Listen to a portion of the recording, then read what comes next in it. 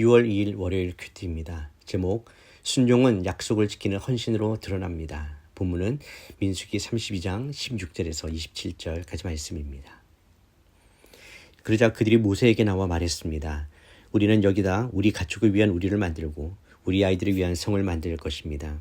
우리 아이들이 이 땅의 거주자들로부터 안전한 요새에 머무는 동안 우리는 서둘러 무장하고 이스라엘 백성들보다 앞서 나가 그들을 그곳으로 데리고 가겠습니다. 우리는 모든 이스라엘 사람이 각자 자기 유산을 받을 때까지 우리 집으로 돌아오지 않겠습니다. 우리는 요단강 동편에서 이미 유산을 받았으므로 더 이상 그들과 함께 요단강 저편에서 유산을 받지 않겠습니다. 그러자 모세가 그들에게 말했습니다.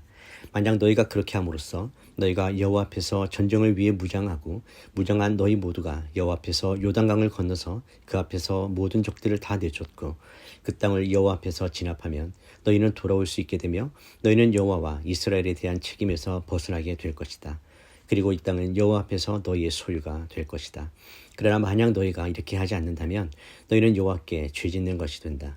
너희 죄가 너희를 덮치게 될 것임을 너희는 알아야 한다. 너희 아이들을 위해 성을 건축하고 너희 가축들을 위해 우리를 만들라. 그리고 너희 입으로 말한 대로 행하라. 갓 사람들과 르벤 사람들이 모세에게 말했습니다. 우리 주께서 명하신 대로 당신의 종들이 하겠습니다. 우리 아이들과 우리 아내들과 우리 가축들과 우리의 다른 짐승들은 여기 길라스의 성들에 머물러 있을 것입니다. 그러나 당신의 종들은 모두 우리 주께서 말씀하신 대로 무장을 하고 여호와 앞에서 강을 건너가 싸울 것입니다. 본문 요약입니다. 르벤과 갓지파는 요단강 동쪽 땅을 기업으로 삼기를 요청하며 전쟁을 앞둔 이스라엘 공동체의 중심에서 벗어나고자 했습니다. 이에 대해 모세는 공동체를 떠나 안주하려는 태도를 강하게 경계하였고 두 지파는 그들의 임무를 다하겠다고 서약합니다.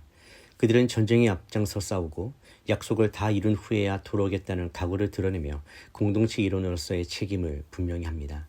모세는 그 약속을 확인하며 하나님과 공동체 앞에서 책임을 지도록 명확하게 선언합니다. 첫 번째 묵상입니다. 거기 머무름의 유혹을 이겨내는 믿음의 헌신이 필요합니다. 르벤과 갓지파는 요단강 동편의 기름진 땅을 보고 정착하고자 했습니다. 이들은 하나님께서 약속하신 가나안 땅 안으로 들어가기도 전에 눈에 보이는 풍요로움에 마음을 빼앗겼습니다. 그들의 제안은 마치 오늘날 우리가 하나님의 약속을 끝까지 기다리지 못하고 눈앞의 안정이나 세상의 성공을 더 중요하게 여기는 모습과 비슷합니다.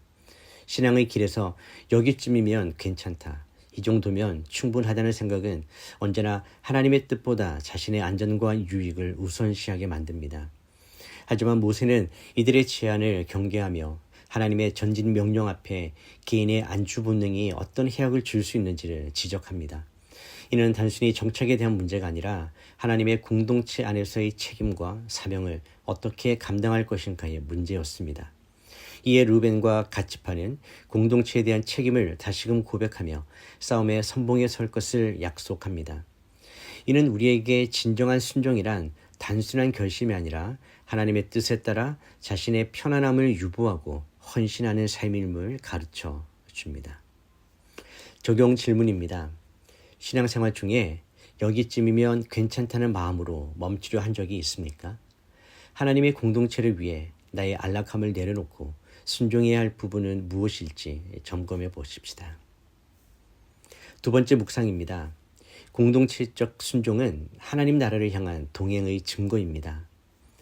르벤과 갓지파는 자신들의 기업을 요구할 때 개인적인 만족에 기반한 제안을 했지만 모세의 지적을 통해 그들의 시선이 자기 중심에서 공동체 중심으로 전환됩니다. 이 지점은 매우 중요합니다. 왜냐하면 하나님께서는 언제나 개인의 믿음과 공동체의 운명을 긴밀하게 연결하시기 때문입니다. 하나님 나라의 백성으로서 우리는 혼자서만 축복을 누릴 수 없습니다. 순종이란 나 혼자만의 거룩을 쌓는 것이 아니라 공동체와 함께 하나님 나라의 뜻을 이루는 과정에 동참하는 것입니다. 두 지파는 자신들의 기업을 미리 받은 이후에도 약속의 땅을 향한 여정에 함께하기로 서약하며 이는 순종의 공동체적 책임이 무엇인지를 보여줍니다. 이처럼 진정한 순종은 단지 율법을 지키는 수준이 아니라 하나님의 나라를 이루기 위한 관계와 연대 속에서 드러나는 것입니다. 복음은 바로 이 공동체적 순종을 통해 세상에 증거됩니다. 예수 그리스도께서 하늘의 영광을 뒤로하고 이 땅에 오셔서 하나님 나라를 위한 공동체를 세우시고 그 사명을 십자가에서 이루셨습니다. 오늘날 우리의 신앙도 그렇습니다. 교회와 이웃 사회 속에서 우리는 자신의 권리를 내려놓고 약속을 지키는 자로 살아가야 합니다. 그것이 바로 세상 가운데 하나님 나라를 선포하고 증거하는 방식입니다.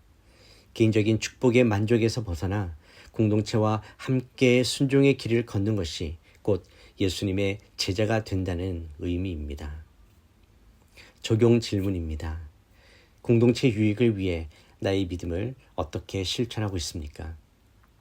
하나님 나라를 위한 순종을 공동체와 함께 실천하기 위해 오늘 나는 어떤 약속을 새롭게 해야 할지 돌아봅시다.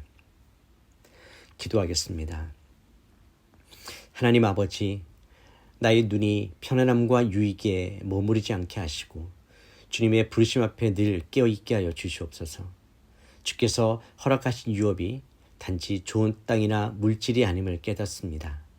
하나님 나라를 향한 순종과 공동체를 위한 헌신 안에 진정한 복이 있음을 믿습니다. 요단 동편이 아닌 요단 너머의 약속을 향해 나아갈 수 있는 용기를 허락하여 주시옵소서.